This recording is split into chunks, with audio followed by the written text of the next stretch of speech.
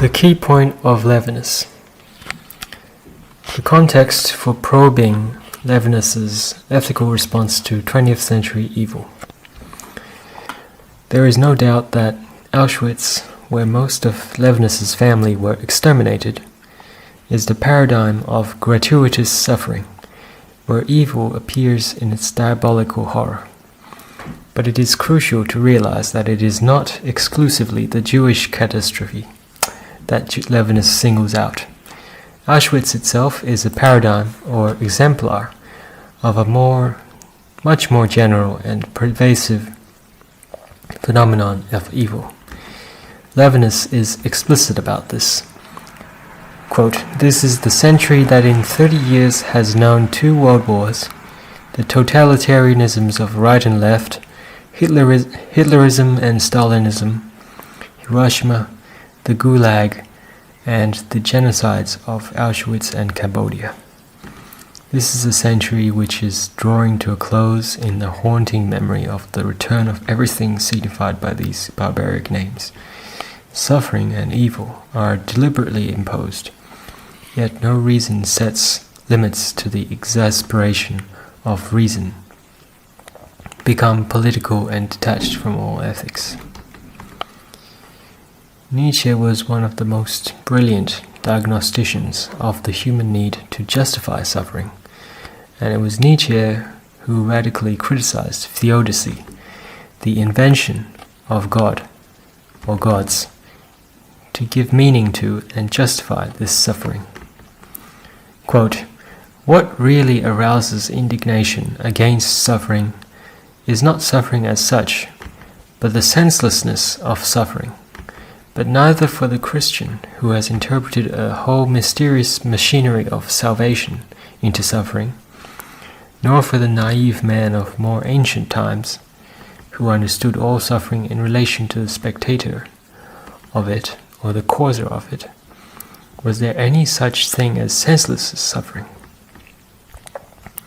So as to abolish hidden, undetected, unwitnessed suffering from the world, and honestly deny it, one was in the past virtually compelled to invent gods and genii of all the heights and depths. For it was with the aid of such inventions that life knew how to work the trick, which it has always known how to work, that of justifying itself, of justifying its evil. Levinas's response to useless suffering is neither that of Nietzsche, who calls for transvaluation of values, nor is it the self-laceration of Ivan Karamazov, who refuses to accept a world in which there is useless suffering.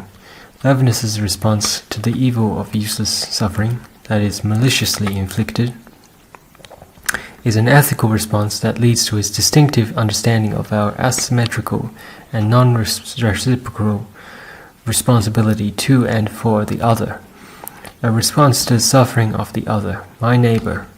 Quote, "But does not this end of theodicy, which obtrudes itself in the face of this century's inordinate distress, at the same time in a more general way reveal the unjustifiable character of suffering in the other person, the scandal which would occur by my justifying my neighbor's suffering, so that the very phenomenon of suffering in its uselessness is, in principle, the pain of the other. For an ethical sensibility, confirming itself in the inhumanity of our time, against this inhumanity, the justification of the neighbor's pain is certainly the source of all immorality. When confronted with the horrendous evils of the 20th century, we tend to focus on the actions of the perpetrators and the suffering of the victims. We are much more ambivalent about the responsibility of so-called bystanders, those who allow such actions to take place, and who justify their complicity, those who excuse themselves from any direct responsibility. What if, not only during the Nazi period, but in Rwanda, so-called bystanders had had anticipated and responded to the suffering of their fellow human beings. Levinas's claim is poignantly illustrated by an incident that Hannah Arendt relates in her report of the Eichmann trial in Jerusalem. She tells the story of Anton Schmidt, whose name came up in the course of the trial. Anton Schmidt was a German soldier who helped Jewish partisans by supplying them with forged papers and trucks until he was apprehended and executed by the Germans. Arendt tells us that when Anton Schmidt's story was told in the Jerusalem court, it was as if those present observed a 2-minute silence in honor of this German soldier who saved Jewish lives. Arendt's comments is certainly in the spirit of Levinas's insistence on one's ethical responsibility for the gratuitous suffering of one's fellow human beings. Quote, "And in those 2 minutes, which were like a sudden burst of light in the midst of impenetrable, unfathomable darkness, a single thought stood out clearly, irrefutably, beyond question. How utterly different everything would be today in this courtroom, in Israel, in Germany, in all of Europe, and perhaps in all countries of the world, if only more such stories could have been told. We are not exclusively what Heidegger calls das Sein, being there. We are human beings. Levinas emphatically declares, the human breaks with pure being, which is always a persistence of being. This is my principal thesis." And Levinas, as if he were summing up his entire philosophy in a single sentence,